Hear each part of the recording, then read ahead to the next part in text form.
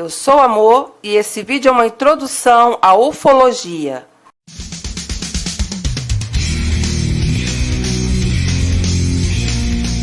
O que é ufologia?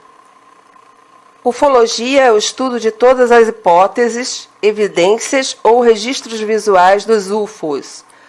UFO é uma sigla inglesa que significa objetos voadores desconhecidos. Em português, é o mesmo que OVNI, objetos voadores não identificados, de onde deriva a palavra ovniologia.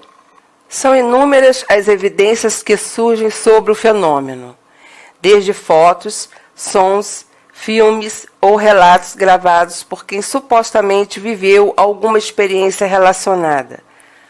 O avistamento de discos voadores, a presença de seres alienígenas na Terra, o controle da humanidade por extraterrestres são as hipóteses mais difundidas entre aqueles que acreditam no fenômeno. No entanto, acredita-se que, na grande maioria das vezes, as visões estejam relacionadas com fenômenos naturais, fraudes, visões deturpadas ou alucinações. Em um primeiro momento, ufólogos descartam essas possibilidades, e aí sim, pode-se dizer que houve um fenômeno ufológico. Isso ocorre em apenas, no máximo, 30% dos casos. O fenômeno dos UFOs está intimamente ligado ao universo místico e sobrenatural. As lendas e contos populares também fazem parte do processo fantasioso. Por isso, há um forte ceticismo quanto às supostas evidências que surgem sobre o tema. Por ser difícil obter dados credíveis para estudos dos objetos que fazem parte desse fenômeno, a pesquisa feita por ufólogos não é considerada de caráter científico, apesar de cientistas das mais diversas áreas estarem envolvidos nas pesquisas. A ufologia é a pseudociência, a ciência do amanhã, que estuda os UFOs. O termo UFO começou a ser usado no início da década de 50 pela Força Aérea Norte-Americana para nomear qualquer objeto voador desconhecido avistado no céu ou em pouso na Terra. No Brasil, o termo utilizado é OVNI, que refere-se ao objeto voador não identificado. Recentemente, o governo americano passou a classificar os OVNIs ou UFOs como WAPs, sigla em inglês para fenômenos aéreos não identificados. Assim como o UFO ou OVNI, existe o OSNI, termo utilizado para nomear qualquer objeto submarino desconhecido, ou seja, um análogo marítimo para OVNI. Existe também a possibilidade de que um OSNI seja um OVNI, ou vice-versa. Isso porque já foi relatado por pessoas e oficiais o avistamento de OSNI, que simplesmente sai do meio aquático e passa a voar em alta velocidade, e outros que entram na água e somem para o fundo do oceano. Não necessariamente todas as naves avistadas sejam extraterrestres ou intraterrenos. Elas podem ser naves daqui da Terra mesmo, escondidas da população pelos governos, por serem armas militares, sondas ou sonares ultra-secretos dos mesmos. Para saber se o que a gente está avistando é um OVNI, é preciso conhecer os fenômenos naturais capazes de confundir nossas mentes. Parece incrível, mas muita gente confunde um balão meteorológico como um objeto voador não identificado.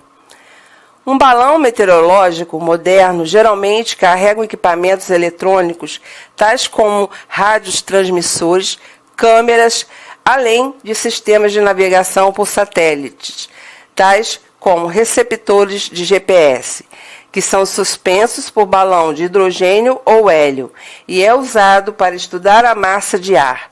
Quando um balão meteorológico é lançado, fica registrado numa estação de lançamento, geralmente alcançando entre 18 e 37 quilômetros de altitude. Em 2002, um balão alcançou 53 quilômetros de altitude. Estes balões são lançados para o que se convencionou chamar de área próxima ao espaço da atmosfera terrestre, onde existe muito pouco ar, mas na qual um satélite não consegue se manter em órbita. A duração do voo depende da época do ano, sendo limitada pelo alcance da estação de telemetria, de aproximadamente 500 quilômetros. Em épocas do ano em que os ventos estão fracos, o balão pode permanecer até 2 dias em voo. Em épocas de velocidade de vento em torno de 100 km por hora, o voo tem duração aproximada de 6 horas. Portanto, esses balões não correspondem às descrições de objetos voadores que atingem altura e velocidade supersônicas. Para você ter uma ideia, aeronaves a jato de companhias aéreas como Airbus A320 ou um Boeing 777 voam a velocidades que podem passar dos 900 km por hora. É um tremendo ritmo, permitindo cruzar países ou até continentes em poucas horas. Mas o homem pode voar a uma velocidade muito mais rápida. No entanto, esses bilhetes são reservados apenas aos militares, que podem passar dos 7.000 km por hora, voando em aviões de caça ou protótipos. Velocidades altas, geralmente 2 vezes a velocidade do som, são essenciais em certos ramos da aviação militar. Interceptadores precisam ser rápidos para abordarem uma aeronave inimiga antes que essa despeje seus armamentos. Já aviões de reconhecimento e espionagem aérea precisam voar rápido para colher seus dados e deixar a área antes de serem detectados e abatidos. Raio globular. Um raio ou relâmpago globular é um fenômeno atmosférico elétrico ainda sem muita explicação. O termo refere-se a relatos de objetos esféricos e luminosos, que variam em diâmetro do tamanho de uma ervilha a vários metros. É geralmente associado com trovoadas, mas dura um pouco mais de tempo do que a fração de segundo de um relâmpago de raio. Muitos dos primeiros relatos dizem que a bola finalmente explode, por vezes com consequências fatais, deixando para trás o odor de enxofre. Até hoje não se conseguiu provar que raios globulares ocorrem fora de tempestades cabulosas, e nunca se provou que um raio globular possa durar mais de que poucos segundos. Esse fenômeno tem a capacidade ainda a ser estudada de atravessar matéria.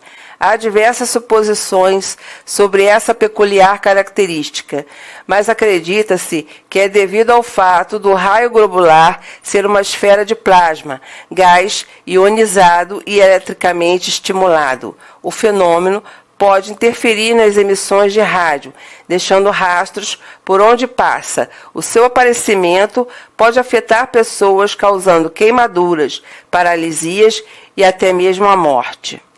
Fogo fatuo, do latim ignis fatuus, também chamado de fogo tolo, ou, no interior do Brasil, fogo corredor, ou João Galafoice.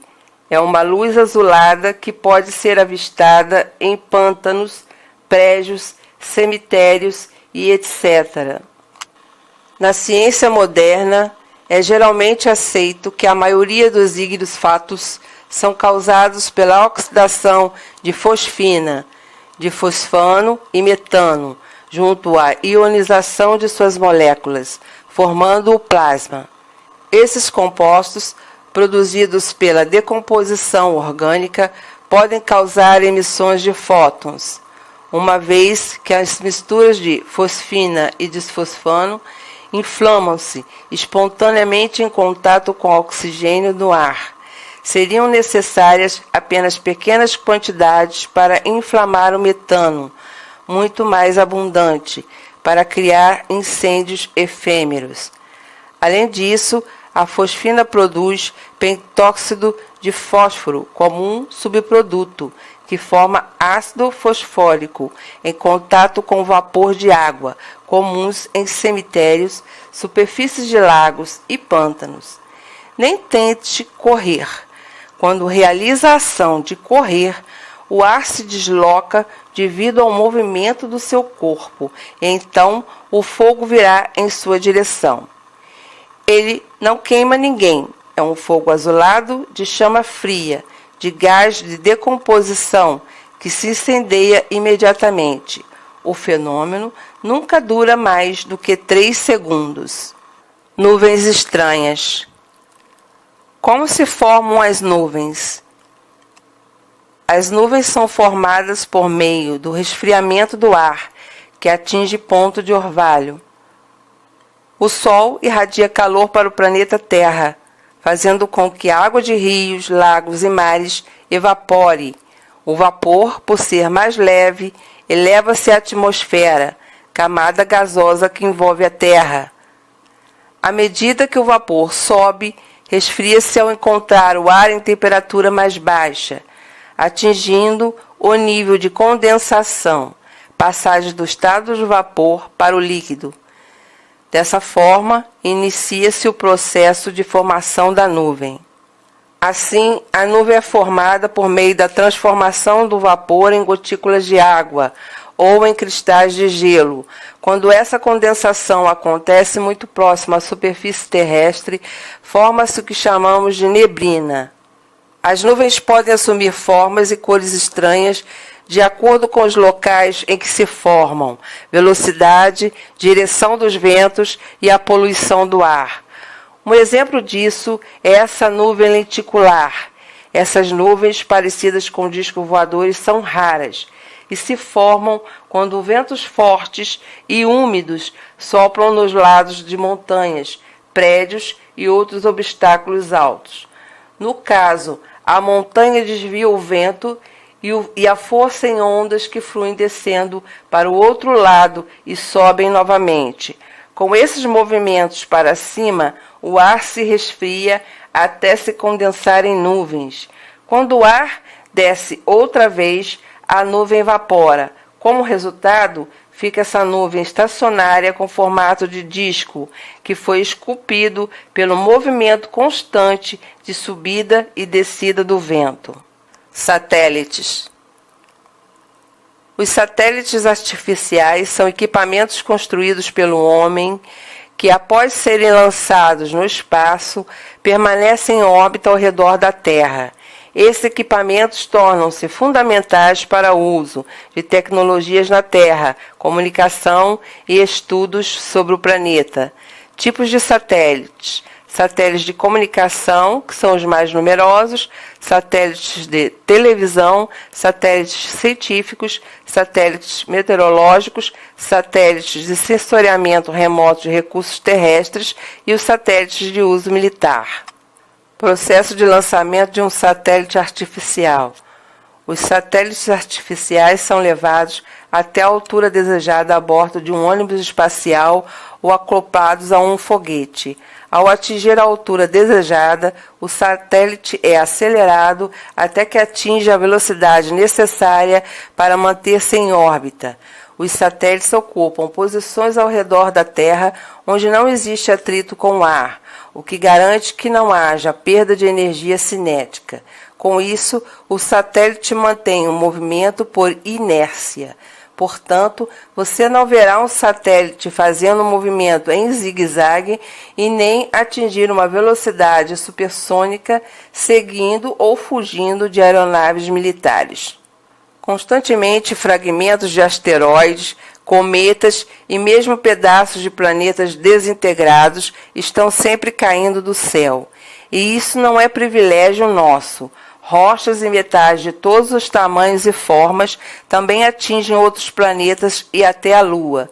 Diariamente, mais de 1 tonelada chega à Terra, afirma Otton Winter, pesquisador e professor de astronomia da Unesp, Universidade Estadual Paulista. Ao alcançar a atmosfera, esses fragmentos provocam o fenômeno luminoso conhecido como meteoro.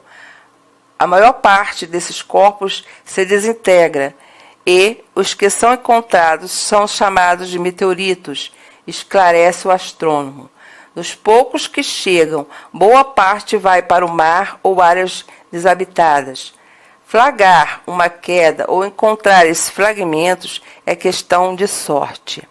Até planetas como Vênus já foi confundido por nave alienígena.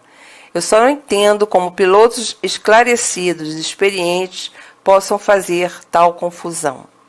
E por fim, para não estender muito o vídeo, pessoas que sofrem de esquizofrenia ou têm histórico da doença na família não são levadas a sério, como também usuários de drogas e medicamentos capazes de causar alucinações. Seus relatos são automaticamente descartados, salvo se apresentar alguma prova irrefutável, como vídeos e fotos, julgados e analisados como não contendo nenhuma manipulação digital, o famoso Photoshop. Fraudes são detectadas facilmente pelos experientes especialistas no assunto. Espero ter ajudado a esclarecer algumas dúvidas. Obrigada por ficar até aqui. Nos veremos numa próxima oportunidade, onde daremos seguimento ao tema ufológico.